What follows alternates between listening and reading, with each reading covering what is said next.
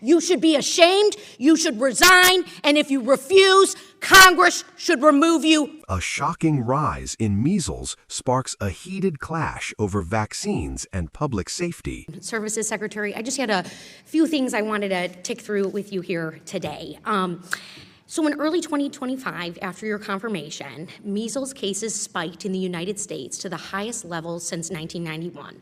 Last year, we had over 2,200 cases in America. 3 people died, 2 were children. Do I have that correct? Because according to the CDC and the American Academy of Pediatrics, I do. During this same time, that epidemic started before I came during into this office. same time, you questioned the effectiveness of the measles vaccine. And then in September, your hand-picked vaccine panel voted against recommending the combined measles vaccine for children under 4. This is true?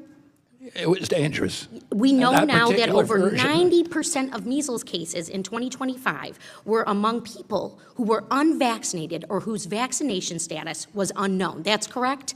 According to the I think we should have CDC, given it a is. dangerous vaccine that all the In science just said. the first 3.5 months of 2026, the year we're in right now, we've already seen an additional 1,700 measles cases. I assume you're aware of this, according to the CDC. There's a global epidemic. You have also pushed vitamin A as a treatment for measles. That is correct? Yeah, every According major to health the America's organization in the world Poison recommends Centers, it. vitamin A overexposure among children increased by nearly 40%, and in this time frame, children in the hospitals with both measles and unsafe levels of vitamin A has occurred, correct? I'm not recommending unsafe levels. I'm recommending what every The major Americans- the international America's health Poison Centers- organization recommends. The American Poison Centers agrees. You characterized your response to one outbreak in Texas as a model for the rest of the world, even as the number of measles cases climbed.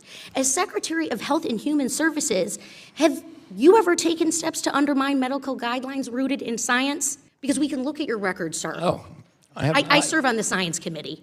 At the beginning of this year, the CDC tried to slash the childhood vaccine schedule from 17 recommended vaccines to 11 before it was blocked by a judge. Hepatitis A, B, RSV, multiple vaccines were demoted.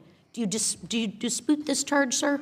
You think that we should recommend These interventions that vaccines have not been safety have saved tested? countless lives. A 2024 study estimates that childhood vaccines have saved 1.1 million children's lives and prevented more than 500 million illnesses in the last 3 decades. Doctors, researchers, and medical experts have spent years working to not only understand illnesses, but also prevent them. Your actions restricting these vaccines have a grave impact on our country.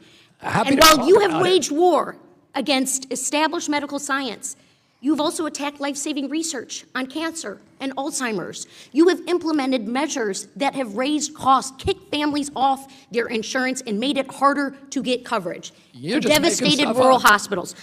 Look, to top it off, Mr. Secretary, I got a copy of H.R. 944. Do you know what it is?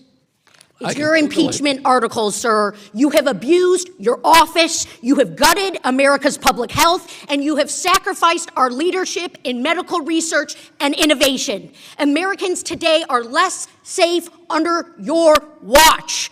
Children are dying of diseases that we thought we had eradicated. You can smirk, sir, but I answer to the people of Michigan, and they have told me you should be ashamed, you should resign, and if you refuse, Congress should remove you from office. I yield back. The gentlelady's time time has expired. Stevens is grounding her argument in something very real, the resurgence of measles in the United States.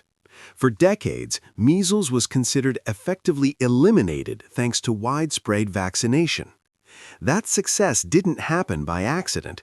It was the result of consistent public health policy, scientific research, and trust in institutions like the Centers for Disease Control and Prevention and the American Academy of Pediatrics. When she cites over 2,200 cases and deaths, including children, she's not just listing statistics. She's signaling a breakdown in a system that once worked. Her core argument is about cause and effect. She's connecting the rise in cases to what she frames as mixed messaging and policy decisions coming from the top. When leadership questions vaccine effectiveness or allows advisory panels to weaken recommendations, that doesn't stay in Washington. It filters down into communities. Parents become uncertain. Vaccination rates dip. and diseases that were once controlled begin to spread again. That's the chain reaction she's warning about. Another critical point she raises is the emphasis on alternatives like vitamin A. Now, vitamin A can play a role in treating severe measles cases under medical supervision, especially in malnourished populations. But Stevens is highlighting the danger of how that message is being interpreted. When public figures elevate supplemental treatments in the same breath as vaccines, Or worse, instead of them, it can create confusion. The result, as she notes, is not just ineffective care, but potentially harmful misuse, with children ending up in hospitals with unsafe levels. That's not theoretical. That's a real-world consequence of unclear public health communication.